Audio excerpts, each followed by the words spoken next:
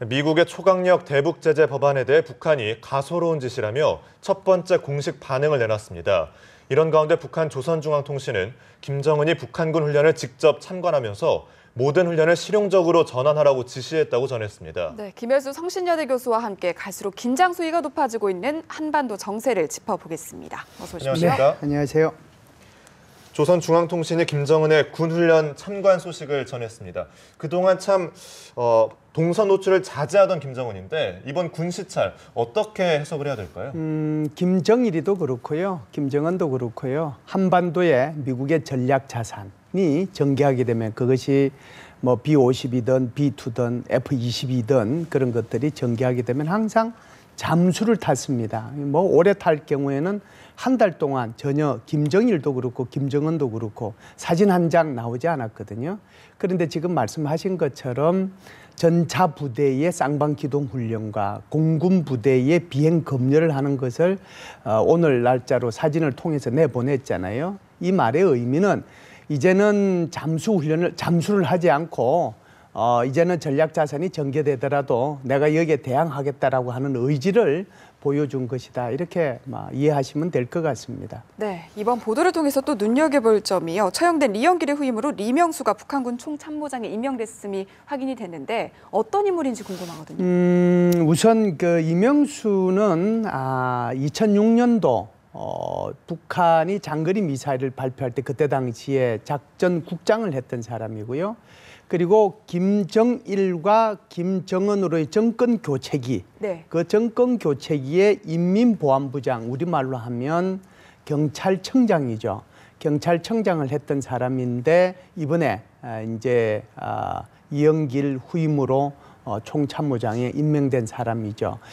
나이가요, 82살이에요. 예. 그러니까 이 어마어마하게 나이 많은 사람을 지금 총참모장에 임명을 한 거거든요. 그래서 이 사람이 무슨 뭐 미사일에 아주 박식하다 뭐 이런 의견들도 있지만 기본적으로 올해 2월 2, 3일 정도에 당군 확대 간부 회의를 통해서 이영기를 처형했잖아요. 네. 그 처형한 후에 누군가를 이제 후임자를 물색해야 되니까 그 후임자로 등장했던 사람이 이제 이 사람이다 이렇게 보면 될 것 같고요. 오히려 이번 훈련을 공개한 것을 보면 이명수의 총참모장 임명 소식이 전해졌다는 것과 여기에 지금 군 총정치국장이 지금 등장을 안 했거든요. 황병서가요. 그래서 이 부분에 대해서 조금 관심을 가지고 좀 봐야 되지 않느냐 이런 생각을 합니다. 미사일 도발과 관련해서 조금 더 그 부분을 강화시키기 위해서 임명했다 이런 이유에 대해서는 어떻게 생각하세요? 네, 그래서 뭐 2006년도에 네. 이 사람 입장에서는 2006년도에 이제 미사일 발사했을 때 정치국장을 했으니까 전혀 미사일하고 관계가 없는 사람은 아닙니다. 네. 그리고 이제 아까도 말씀을 드렸다시피 인민보안부장, 그러니까 사실상 군을 떠나서 경찰 쪽에 가서 몸을 좀 담고 있었던 그런 사람이거든요. 그렇기 때문에 오히려 군에 대한 아주 정통한 사람이기보다는 정치적으로 김정일과 김정은의 총애를 받고 있는 사람이다. 이렇게 보시는 것이 더 정확하지 않겠나 생각을 합니다. 네. 어제도 아침에 북한군이 이제 해안포를 발사했는데 5월에 있을 북한의 7차 당대회까지는 어찌됐든 북한이 좀 긴장 국면을 끌고 나갈 가능성이 있을까요? 예, 북한이 지금 현재 하는 것을 보면 5월달 그 당대회까지는 그런 여러 가지로 국지 도발을 할 가능성도 많고 또 이미 이제 김정은이가 대남 테러에 대한 역량을 총집결시키라는 그런 지시까지 했잖아요. 네네. 그런 거를 보면 그럴 가능성이 굉장히 많다라고 봐야죠. 또 한 가지 주목해 볼 게 대남 정책을 총괄하는 자리에 지금 천안함 폭침을 주도했던 이 김영철이 자리하고 있다는 거. 이 부분은 좀 어떻게 보세요? 중요한 게 이제 오히려 김정은이가 지시했다라기보다는 김영철이라는 인물 자체가 훨씬 더 중요한데요. 네.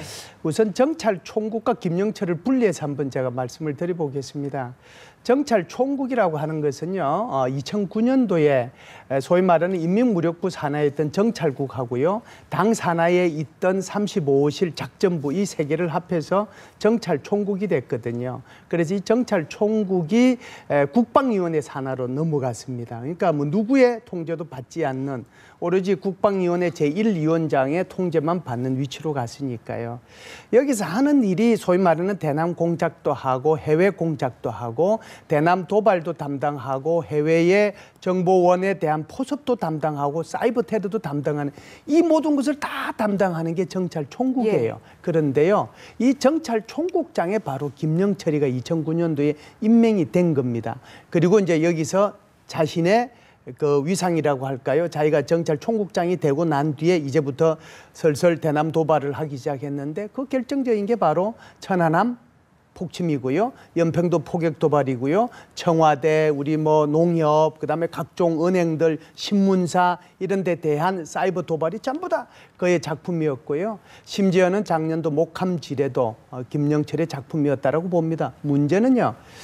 이 정찰총국 위에 도대체 그럼 뭐가 있느냐라고 볼 수가 있는데요. 네. 사실은 이제 국방위원회에 직속으로 되어 있지만 대남 정책을 총괄하는 것은 소위 말하는 대남 비서가 있거든요. 또 통일전선부가 있잖아요. 대남 비서는 이제 비서직을 수행하는 거고 통일전선부는 일종의 행정조직이라고 볼 수 있는데 그 두 개를 여태껏 누가 맡아왔느냐면 비교적 온건하고 합리적인 성품을 지닌 것으로 알려진 김양근이라는 사람이 쭉 맡아왔었어요. 예. 그런데 작년 12월 달에 그 사람이 교통사고로 죽었잖아요. 네네. 그런데 평양에서 무슨 차가 많아서 그렇게 교통사고로 죽겠어요. 이게 의문이 있단 말이죠. 말들이 어찌됐든 많았죠.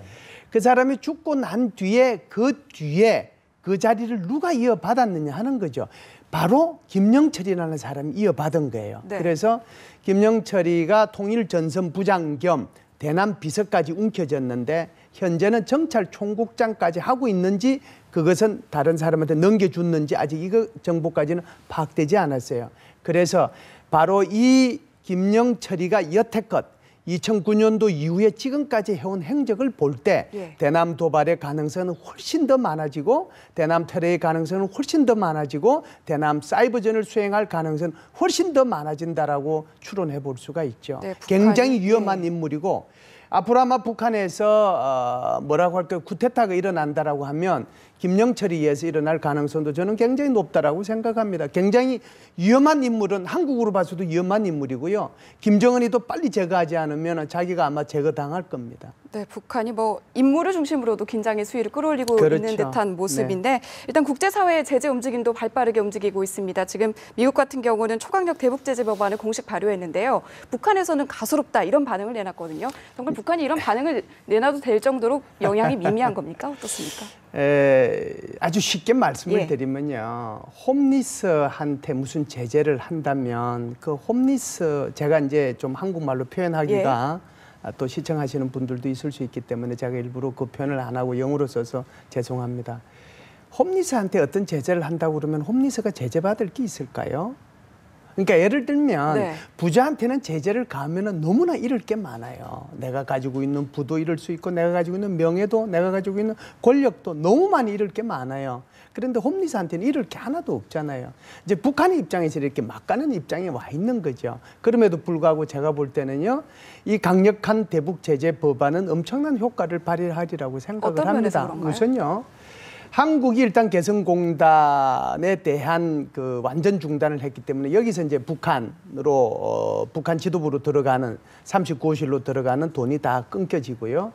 그 다음에 이제 일본에서도 제재 법안을 마련해서 하여간 뭐 100만 원 이상 송금도 못하게 하고 북한 국적 갖고 있는 사람 못 들어오게 하고 일단 북한을 들렀던 선박 못 들어오게 함으로써 그게 이제 다시 북한 정권에 줄 엄청난 영향력이 있고요. 그 다음에 이제 미국에서의 이 강력한 대북 제재 결의안인데요. 이게 이제 북한과 소위 말하는 그 광물, 아연을 포함해가지고 철강 이런 것들 수출입에 대한 이런 것도 통제하겠다라고 하는 거고, 그 다음에 이제 금융 제재, 이것뿐만이 아니고 과거에 BDA식으로 그것까지 다 확인하겠다라고 하는 거고, 심지어 지금 행정부의 재량권을 맡기긴 했지만 네. 세컨더리 보이콧을 통해서 북한과 거래하는 제3국의 개인과 단체까지 제재하겠다라는 아주 강력한 법안이거든요. 그렇기 때문에 이 법안이 당장 내일 효과를 발휘하느냐, 그건 아니에요. 그것이 효과가 나올 때는요, 적어도 6개월은 걸리는 겁니다. 그런데 지금 현재 북한의 입장에서는 당장 아픈 것이 안 보이죠. 그렇기 때문에 이런 소리를 할 수 있는 거고요. 두 번째는 이제 다음 주, 이번 주죠. 어찌 보면 오늘 일요일이니까요. 이번 주, 그러니까 2월 말 이전에 유엔에서 대북 안보리 제재 결의안이 나올 것으로 봅니다. 네. 그러면은 소위 말하는 집단 제재와 양자 제재가 동시에 북한한테 제재로 들어가게 되는 거고요. 여기에 양자 제재에 한국과 일본과 미국뿐만이 아니라 여기에 다시 유럽연합이 뒤따를 것이고 호주가 다시 뒤따를 것이고 사실상 얼마 전에 미국 대통령이 아세안 10개 국가를 미국으로 초청해서 회의를 했잖아요. 거기에 대해서도 다시 협조를 요청했기 때문에 많은 국가들이 양자 제재에 동참한다라고 하면 이번에는 제대로 된 제재 효과를 발휘할 수 있지 않겠느냐. 그럼에도 불구하고 지금 김정은 입장에서는 가소롭다라고 밖에 얘기할 수밖에 없는 그런 입장이죠. 네. 그게 무섭다라고 하면 이미 손들고 나와야 되는 거잖아요. 그런데 그 효과는 금방 그렇게 나타나지는 않습니다. 네, 시간이 좀 지나야 효과가 나타날 것이다 이런 말씀이신데 그렇죠. 네. 앞서 말씀해 주신 것처럼 각국이 독자적인 제재를 가하고 있는 것과 동시에 지금 유엔 차원에서의 대북 제재 결의가 한창 논의 중입니다. 그런데 관건은 항상 중국 아니겠습니까? 중국이 어느 정도 수위로 압박을 할지가 의문인데 어떻게 보세요? 예, 그것이 이제 가장 중요하겠죠. 만일에 과거처럼 아주 낮은 수준의 대북 제재 결의안을 통과시키자라고 서로 협의가 됐다라고 하면 제가 볼 때는 이미 통과되고도 남았어요. 그런데요, 미국도 그렇고 한국도 그렇고 서방 세계의 모든 국가들이요, 적어도 이제 예를 들면 중국과 러시아를 제외한다라고 하면 이제는 거의 마지막 단계다라고 보는 거죠. 이제 쏘을 만큼 쏘갔고 아무리 대북 제재를 하더라도 북한은 보란 듯이 지금 핵실험과 미사일을 하고 있으니 과거에서 조금 발전된 정도의 대북 제재 결의안 가지고는 안 되겠다라고 얘기하는 거죠. 네. 여기에 이제 소위 말하는 미국을 중심으로 하는 서방 세계하고 여기에 이제 한국도 들어갑니다만은 러시아하고 중국하고의 그 차이가 있을 수 있겠죠. 그래서 만일 미국과 한국과 일본과 유럽 이런 나라들이 양보해 줬다라고 하면 벌써 안보리 결의안 나오지 않았겠어요? 그런데 이렇게 오래 가고 있다라고 하는 것은 중국을 계속해서 어떻게 되든지까지 끌어들이기 위한 노력을 하고 있다는 것이고 그 말의 의미는 과거보다는 더 강한 대북 제재 결의안이 반드시 도출될 것이다라고 하는 것을 암시해 주는 것이죠. 예를 들면 이런 거예요. 캐리 국무부 장관이 왕이 외교부 장관을 만나러 중국에 갔을 때 캐리 국무부 장관의 외교는 완전히 실패했다라고 해도 과언이 아닙니다. 무엇을 요구했느냐 하면 중국이 북한에다가 석유 수출하지 마라. 그거 금지하라라고 했고 북한으로부터 모든 강산물 수입하지 말아라고 했고 그리고 북한 국적의 항공기와 북한 국적의 선박 이것이 다른 나라에 들어가는 것을 금지시키라고 했어요. 왕이 부장은 이거는 못하겠다라고 얘기한 거거든요.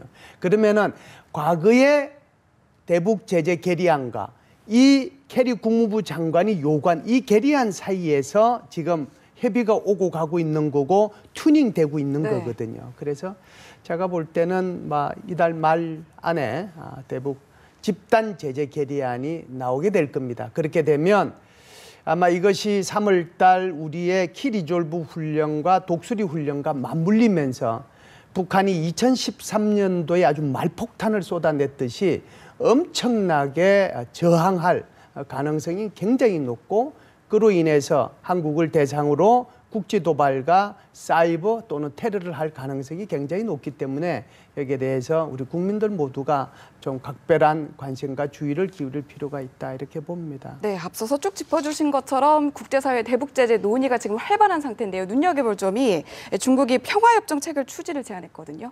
조금 의미를 어떻게 해석해야 될지 궁금합니다. 예, 지금은 평화협정을 얘기할 단계가 아니잖아요. 그런데 조금 이건 얘기가 좀 길어질 수도 있는데 하여간 최대한 한번 줄여보겠습니다. 평화협정이 평화를 보장할까요? 파리 평화협정이 그 베트남의 평화를 보장했나요? 결국은 적화 통일로 끝났지 않습니까? 그다음에 지금 팔레스타인의 이스라엘과의 평화협정이 평화를 보장하고 있나요? 그러니까 평화협정이라고 하는 것 자체는 문서란 말이죠. 그러니까 문서가 평화를 보장하는 것이 아니라 행동이 평화를 보장하는 거거든요. 지금 한국과 일본 사이에 평화협정이 체결돼 있어요. 한국과 중국 사이에 평화협정이 체결돼 있어요. 아무런 평화협정이 체결돼 있지 않으면서도 우리는 중국을 가고 일본을 가고 일본 사람과 중국 사람이 한국을 방문하는데 아무런 제한이 없고 서로가 투자하고 기업을 하고 하는데 아무런 제한이 없어요. 우리가 그들한테 총을 쏩니까? 그들이 대한민국을 향해서 총을 쏴요. 평화협정이라는 게 반드시 있어야 되는 게 아니에요. 그 나라의 신뢰 수준이, 신뢰가 어느 정도 있어야 되느냐가 중요한 거잖아요. 한번 보시죠. 한국과 북한 사이에 국제법적으로 유효한 협정이 여러 가지가 있지만 그중에 하나가요. 정전협정이에요. 예. 정전협정이 뭐예요? 서로 도발하지 말자고 하는 그렇죠. 거잖아요. 그런데 1953년도 이후에 지금까지 얼마나 북한은 많은 도발을 했습니까? 뭐 최근에만 하더라도 우리가 좀 전에 얘기했던 천안함, 연평도, 뭐 그다음에 저기 NLL 침범부터 시작해서 DMZ의 그 목함 지뢰 도발까지 정전협정조차도 지키지 못하는 국가, 정전협정조차도 지키지 못하는 북한하고 평화협정을 체결한다고 해서 그 문서가 평화를 보장해 주느냐고요. 안 해주잖아요. 그래서 저는 이렇게 봅니다. 평화협정만 잘 지켜져서 남북한이 서로가 특히 북한이 한국에 대해서 도발을 안 했으면 지난 수십 년 동안 한국하고 북한하고는 아마 벌써 평화통일돼 있었을 겁니다. 저는 그렇게 확신합니다. 네. 한번 보시죠. 지금 중국하고 북한 사이에, 미안합니다. 중국하고 대만 사이에 평화협정 체결돼 있나요? 없어요. 그런데 중국 사람이 대만 가는데 지장이 있어요? 대만 사람이 중국 오는데 지장이 있어요? 그 사람들이 서로 교역하는데 지장이 있어요? 투자하는데 지장이 있어요? 사실상의 평화가 이루어져 있잖아요. 서로 총 안 쏘잖아요. 왜 북한은 틈만 나면 대한민국을 이렇게 괴롭혀요? 그러면서도 지금 평화협정 하자고 하는 거거든요. 네. 그런데요. 왕이 외교부장이 평화협정을 얘기 꺼낸 것은요. 조금 우리가 깊이 생각을 해야 됩니다. 평화협정은 누구와 누구 간에 체결해야 된다라고 주장을 하느냐 하면 북한이 주장하는 거하고 똑같아요. 미국하고 북한하고 평화협정을 체결해야 된다라고 얘기해요. 그러면 미국하고 북한하고 평화협정을 체결하면 미국이 한국에서 떠나가는 거죠. 네. 평화협정을 체결했으니까. 그러면요. 한반도는요. 중국의 영향권 안에 들어가는 거죠. 훨씬 중국이 한반도를 통제하기 편한 거죠. 북한의 입장에서 지금 왕이 외교부장이 평화협정을 얘기하는 거고 그 안쪽으로 더 들어가면 주한미군에 철수하고 직접적으로 연관돼 있다라고 하는 거고 그것이 현재 중국을 포위하고 있는 미국에 대한 경고성 발언이다. 이렇게 이해하시는 것이 맞을 겁니다. 네, 중국의 철저한 외교적인 계산 하에 이제 평화협정이라는 이 카드를 꺼내든 것 같은데 만약에 중국이 안보리 대북 제재 결의에 동참을 한다면 그동안 중국의 줄기차게 반대해온 사드 배치 논의 이런 부분에도 좀 영향을 줄 수 있을까요? 제가요 일부러 여기 종이를 한 장 갖고 왔는데요. 네. 이게 어제 하루 종일요.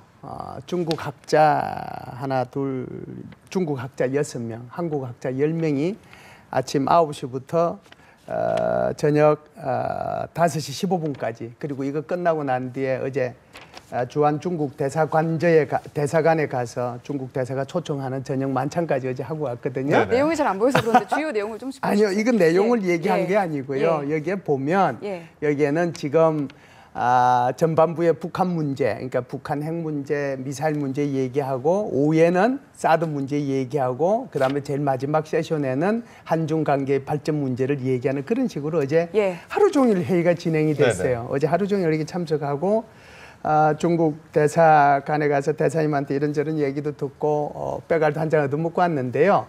똑같은 얘기예요. 사드 배치하지 말아라고 하는 얘기거든요. 그런데요. 이것은요. 교환이 아니에요. 이익의 교환도 아니에요. 보세요. 국가와 국가끼리는 서로 주고받아야 된다라고. 그래요. 주고받을 일이 있죠. 안보 분야는 주고받아서는 안 돼요. 나는 죽고 사는 문제예요. 한번 볼까요?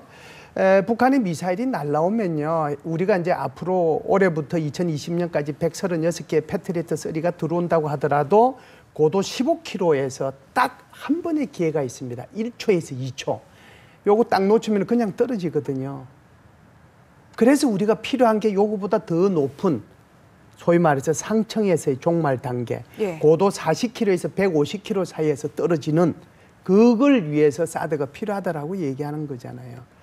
중국 입장에서는 한국의 주한미군이 사드 배치하는 것이 자신들의 안보의 위협에 요만큼의 문제가 있다라고 하면 저는 뭐 이만큼도 아니라고 생각을 해요. 한국은 죽고 사는 문제잖아요. 나는 생사의 문제가 걸린 거예요. 그래서 그 생사의 문제를 안보리 제재 여기에 중국이 동참한다고 해서 그것을 이익의 교환 정도로 또는 외교에서 주고받는 정도로 가베이 절대로 넘길 일은 아닙니다. 그건 그거고 이건 이거예요.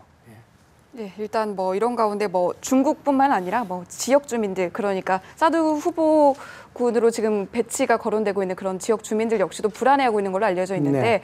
이 정부의 설명 그러니까 인체 유해성과 관련해서 정부는 어떤 설명을 내놓고 있고 그리고 예. 지역 주민들 같은 경우는 어떻게 왜 불안해하고 있는지 그리고 교수님의 입장은 어떤지도 어디에 배치되든지 간에 예. 아마 거기에 배치가 되면 배치되는 지역의 주민들은 불안할 수밖에 없을 겁니다. 예. 이게 혹시 우리 과거에 광우병처럼 어떤 문제에 대해서 현상에 대해서 그것을 과학적으로 접근하지 않고 감성적으로 접근할까 봐 그게 제일 두려워요. 저는 지금도요.